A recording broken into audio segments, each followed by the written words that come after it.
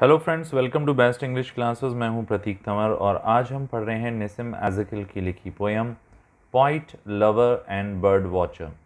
आइए शुरू करते हैं इसका line by line analysis.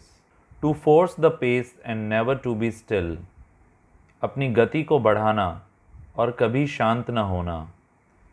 Is not the way of those who study birds, ये उन लोगों का तरीका नहीं है जो पढ़ते हैं चिड़ियों को, और विमेन या फिर औरतों को। The best points wait for words, जो सबसे सर्वोच्च कवि होते हैं वो शब्दों का इंतज़ार करते हैं। The hunt is not an exercise of will, शिकार इच्छा का अभ्यास नहीं है। But patient love relaxing on a hill, पर धैर्य से, प्रेम से पहाड़ी पर आराम करना होगा। समय लगेगा, जल्दबाजी से नहीं होगा। जैसे बर्ड वॉचर कई घंटों तक एक जगह लेटा रहता है शांति से और इंतज़ार करता है पक्षी के आने का, उसके मूवमेंट्स को देखता है, धीरे धीरे वो वहीं पर इंतज़ार करते करते उसे ऑब्जर्व करता है। अब आगे देखते हैं।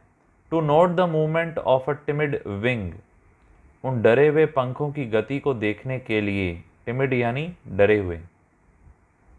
Until the one who knows that she is loved, जब तक कि वो नहीं जानती कि उसे प्यार किया जाता है। No longer wait but risk surrendering, और इंतज़ार नहीं, बस खतरा मोल लेना पड़ता है समर्पण का। In this the point finds his moral proved, इसमें कवि पाता है उसकी नैतिकता सिद्ध होती है।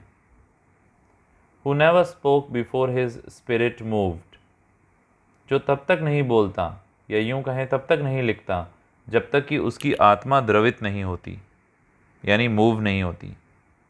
यानी कि एक पॉइंट भी जब तक कि उसे अच्छे वर्ड्स नहीं मिलते, जब तक कि उसके दिल में इमोशंस नहीं जगते, तब तक वो नहीं लिखता। वो वेट करता है सही मौके आने का। अब हम आगे देखेंगे। The slow movement seems somehow to say much more, धीमी गति ऐसी प्रतीत होती है कि कैसे न कैसे और अधिक कहने के लिए।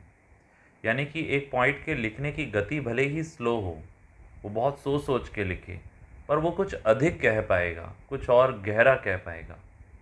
To watch the rarer birds you have to go, बहुत ही कम दिखने वाली चिड़ियों को देखने के लिए आपको जाना होगा। Along deserted lanes and where the rivers flow, उन वीरान गलियों के साथ साथ जहाँ नदियाँ बहती हैं। In silence near the source और बाय अ शोर, शांति में स्रोत के या समुद्र तट के किनारे।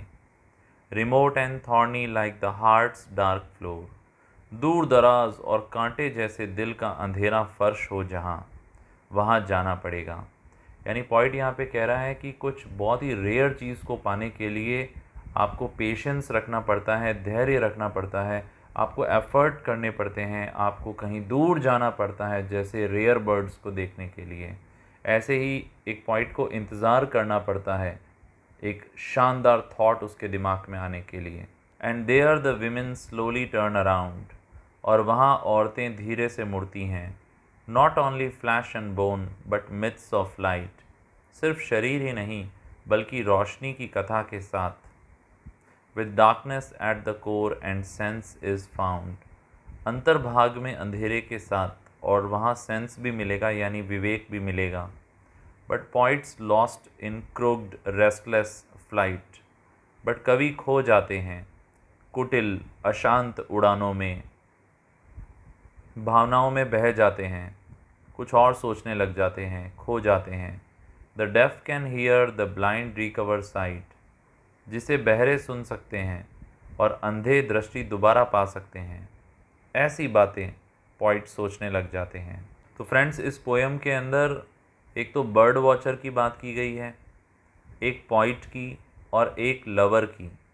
इन तीनों को ही धैर्य रखना पड़ता है, इंतज़ार करना पड़ता है और एफर्ट करना पड़ता है, तभी इन्हें कुछ मिलता है।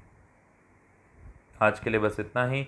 यदि ये line to line Hindi explanation आपको पसंद आया तो चैनल को सब्सक्राइब करें, लाइक करें, कमेंट बॉक्स में अपना फीडबैक दें और अपने दोस्तों के साथ इसे शेयर भी करें।